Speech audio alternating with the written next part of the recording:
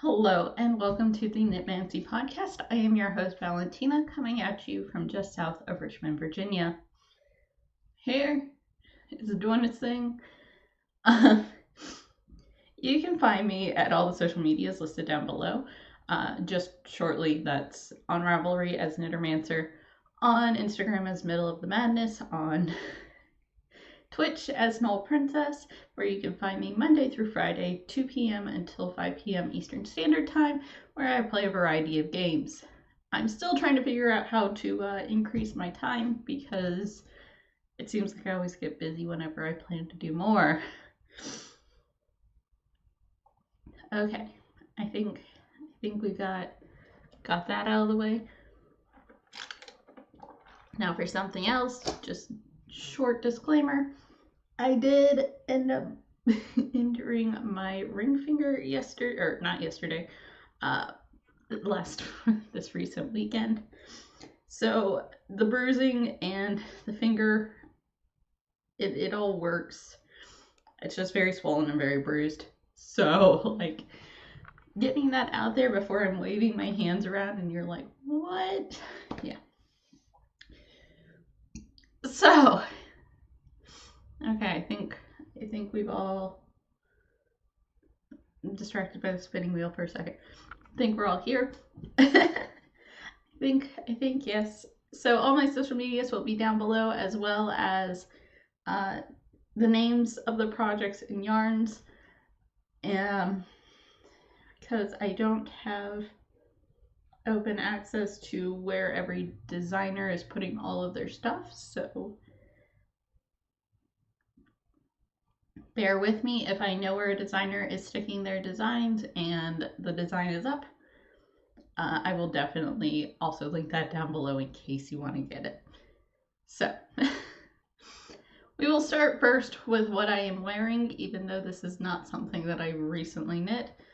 I am wearing my farmhouse jacket. The actual name will be down below, by Hoagie Locatelli. It is knit in Knit Pig Swish worsted. It's either worsted or DK in Dove Heather, which is a really beautiful, there we go, light gray color. So very beautiful heathered gray color. I have little bee buttons, although a lot of the paint has worn off of them because they are plastic. I at some point want to replace these buttons with like wooden ones. So I think that would add to it nicely. And I put this on because my shirt comes in quite far, and I felt this would be slightly more appropriate. So with that being said, I have some finished things to show, and I of course have my whips, which are just slightly having issues because of the hand.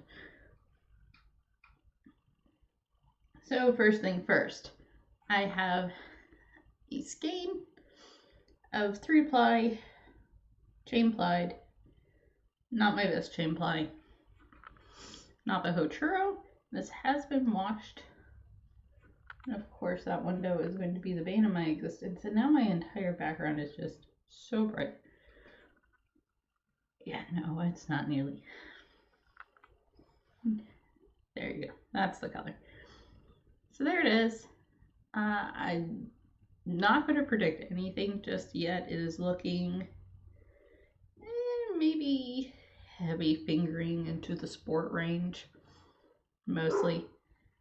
And I will insert a picture so you can see, because the size of my nitty naughty makes, I think I'll show it here.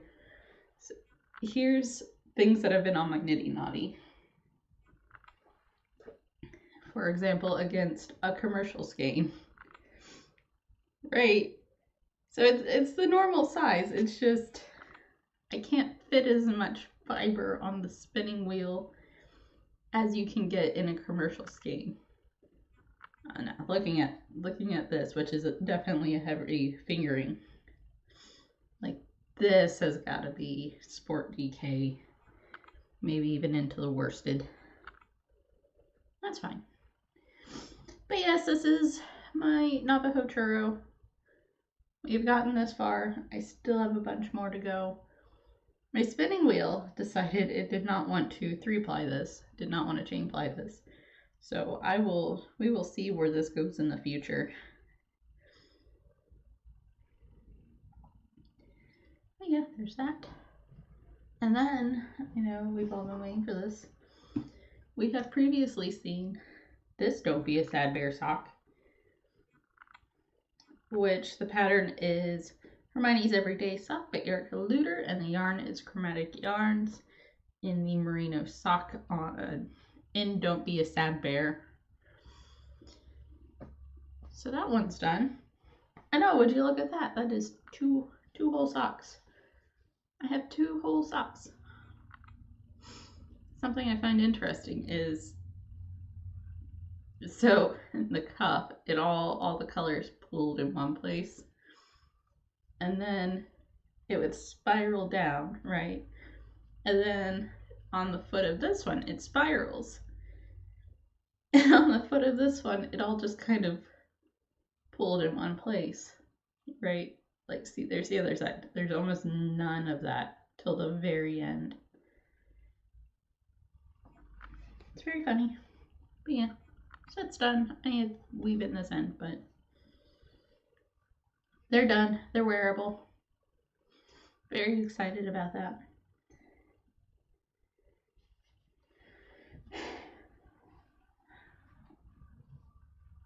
Okay, so that was everything I have finished this week.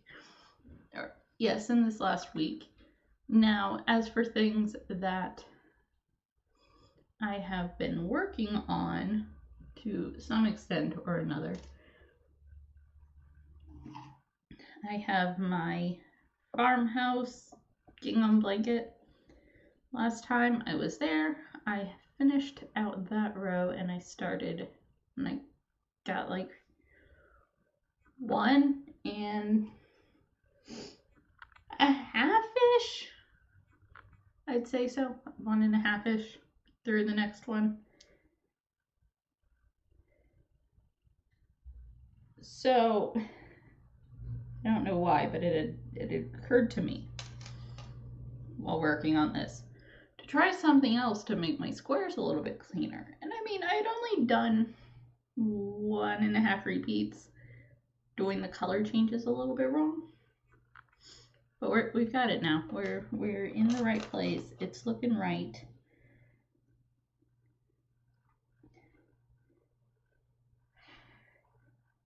I'm very snotty this morning. I can just feel it. So we'll put it there. That's where we are now. So yeah. You can see my bralette. So yeah, that's that. This is gonna take a while. One day it will be done. Probably.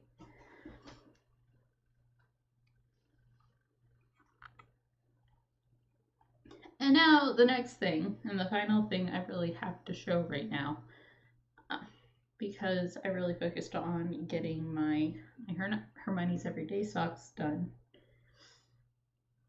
Oh, yes, it is the Fireside Gingham by the way, it's the Fireside Gingham Afghan by Donna Barranti. Again, all information will be down below.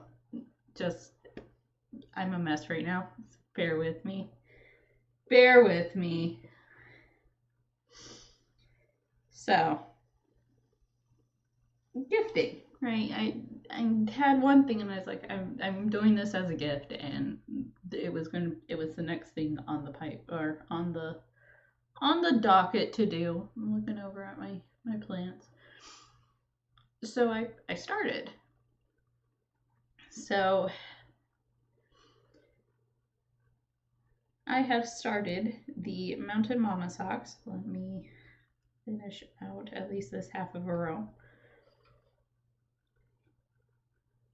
Right off the top of my head, I can't remember the designer's name, but I will definitely be putting it down below. part of the reason that I put all the designers down below is in case you do need to look up them on social media or other sites. Okay.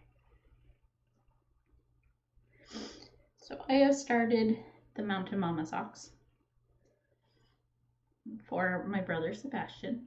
Actually cast these on right after I finished my Don't Be a Sad Bear socks. So there you go. There is the start. Let's hold it away from the light. And that is not doing this yarn any justice whatsoever. I like don't have anything to really help. There you go. That's better. It's still blowing it out some, but that is better. So I've started the Mountain Mama socks, and these socks are going to be, or first off, the yarn is all for my kit, and I already explained these are for my brother Sebastian. So the yarn is all stress knits on Stacy's favorite base.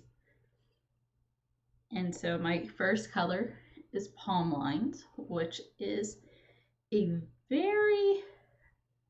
it's like a cream base with very, very pale pink. Like at a glance, you are not going to notice, but it gives it a depth that it wouldn't otherwise have. And the camera doesn't want to pick it up.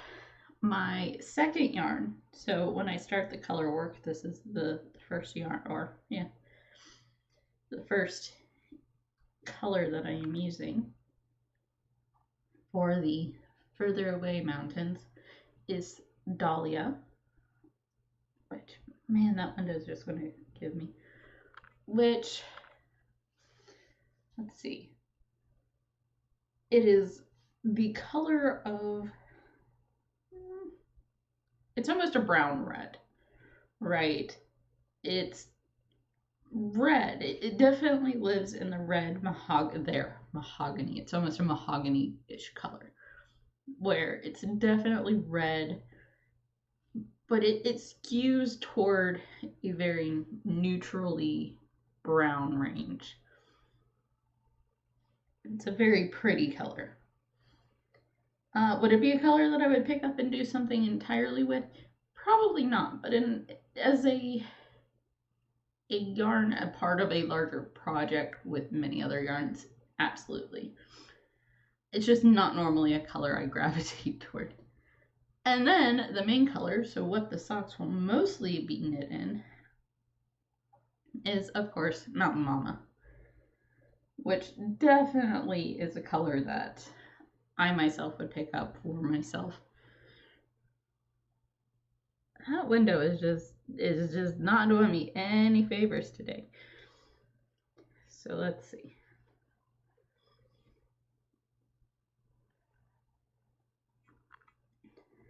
There we go. So Mountain Mama is definitely green. It is green like you think of forest green. And it is definitely a tonal. And it is what you would consider probably a neutral green. You know, this is a green that you could wear as a neutral the same way you can wear navy as a neutral. And I would even say like olive greens fall into that too. Because olive greens are very, very brown based too. This is not brown based at all. This is a pure green. Try to catch that light. No. That just does not do anything. But yeah, this is definitely green.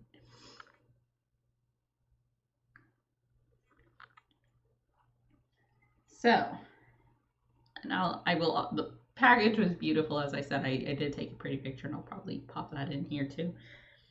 So I have gotten this much done since my finger injury does slow me down a little bit. Where's my little bear? Here's my little bear.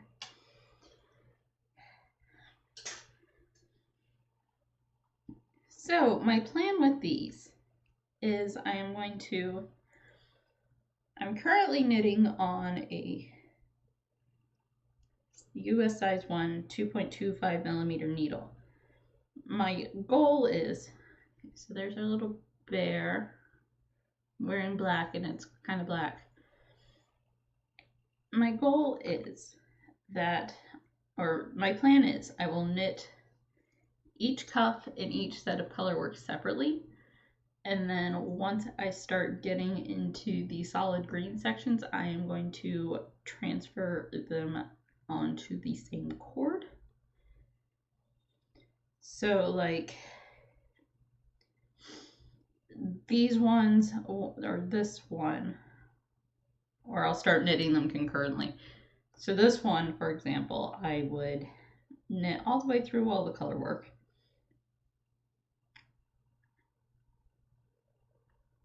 Which I will be doing on a size up from this one, and probably also inside out to try to maximize the amount of space I have for the fashion's foot. So yes, I'll do that. And then once I finish the color work, I will probably throw this onto my 9-inch circulars, where it will sit and wait. I was going to knit these completely 2 at a time, but then I decided I don't want to be juggling 2 balls of yarn and trying to keep it all untangled, because if you've ever knit 2 at a time socks, you know it can be a little bit of a situation, for lack of a better word. So yeah, just want to knit along here, it's fine. So I think we have covered enough about my knitting, and I think we could talk just kind of plainly about life and what's been happening.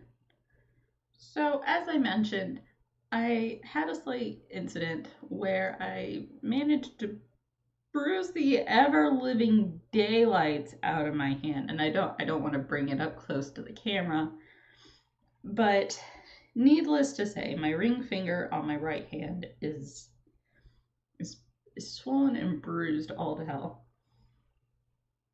And what had happened was we took the dog to the beach. I'll put in a picture or two, like over here in front of my best friend's window.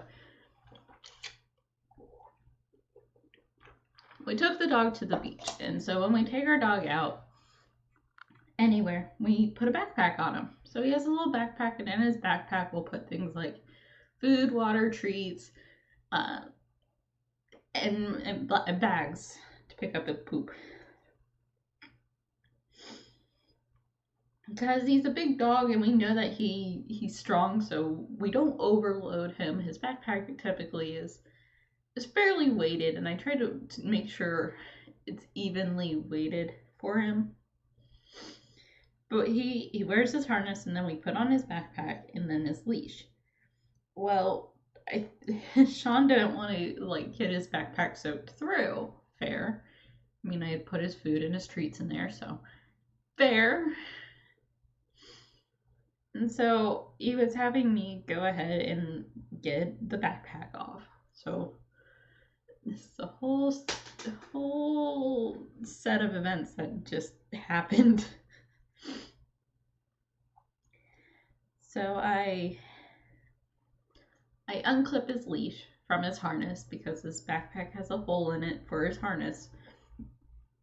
And I go and I reach under his backpack and try to clip the leash back on. That way he's never like really off the leash, and I can just pop his backpack off of him. The other option would have been to let go of the leash altogether. And I was like, let me just try to sneak it this way. So I was holding on to his harness. I don't know how I was holding on to it because geez. I was holding on to his harness, and he decided he wanted to run. He decided he wanted to go say hi to other people and go like I mean, we're sitting a distance away from other people. There was a section further down where there were just tons of people. And then you had like the end where there were much fewer people. And our dog is very dog friendly, and even though he is a pit bull, and it's always a little bit scary. But I know my dog, so I trust my dog, but I don't trust other people's dogs.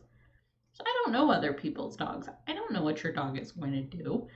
I don't know if, General is going to decide that day that, yes, well, I am not being friendly today. So, yeah, I was holding on to him, and then he decided he wanted to run. He saw something he wanted to go see. And I mean, not far from us, there was like a hound dog. It looked like a hound dog. Wasn't necessarily a hound dog, but looked like one. And by hound dog, I mean more along the lines of a foxhound and less along the lines of like a beagle or a bloodhound. But he ran up and he was nice, and I'm sure made other people a little bit nervous. I wasn't trying to let go of him. But and he did eventually get caught and did get his leash put back on him. And he wanted to go play out in the water. I know that this had to have been his first time actually going to the ocean or going to a body of water like this. Somebody's dog just barked.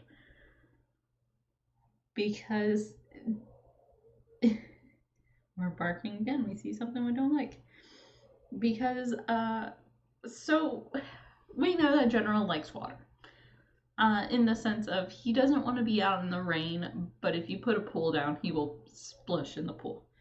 He will also try to drink the pool. He sees all water is created equal, which is a problem.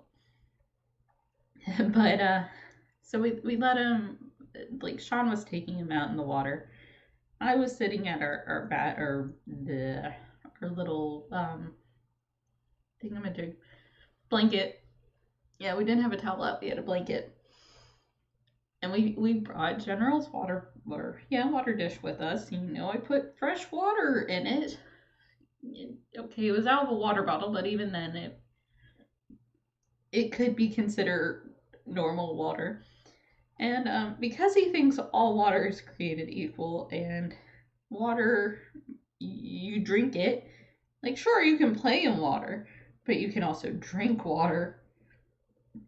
He tried to eat the ocean, which ended up with him not being a happy puppy approximately 30 minutes later, as we're sitting there a little bit freaked out and, doing our best to keep filling up his water dish. Like, we walked back from the beach because we went to a state park. So the state park encompasses, it was First Landing State Park. Probably post my dog's Instagram so you can look at some of the pictures I got of him playing in the water. Not happy about being in the water, but loving the water at the same time. So this park, it encompasses a bunch of forest and then beach. And for reference, so you have Virginia Beach, and you have like the normal boardwalk, and then you go north and there's a bunch of houses, like, just people's houses. They're beach houses. And sometimes you can rent them, but we're just down for the day. This is how we do the beach. So we have all these people's houses, and then you have the state park. So the state park, we ended up having to park further away from the beach. No big deal. So we parked over there. We walked. Wasn't a far walk, but still. And once we got, so they have this whole little complex for, there's offices, and then they have like laundry for people staying in cabins there because they've got cabins, and then like a gift shop and bathrooms and all that. So that's where we end up coming back to and filling up his water dish multiple times. We rinse him off. He just was not having the best time because he tried to eat the ocean. He wanted to drink the ocean. We also realized that he doesn't. The instinct to swim is there, but he's not a strong enough swimmer that we would consider just letting him splash around in the ocean. He was not happy about that. But one thing's for sure, that whole trip wore him out. And for him, for what it's worth, like having him worn out and just sleeping in the car on the way home was nice. And he was even pretty calm for the next few days. Sure, recovering from trying to eat the ocean.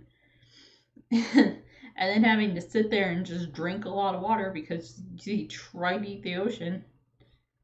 But yeah, he's feeling a lot better. I'm doing a lot better. My finger was a lot worse that day, and it has only gotten better. So yeah, I think this is where we'll leave it, and not, very eventful like past week craziness. And yeah, okay. Well, I'm gonna go. Thank you for joining. Stay healthy, stay safe, wear your mask, wash your hands, and until next time, bye.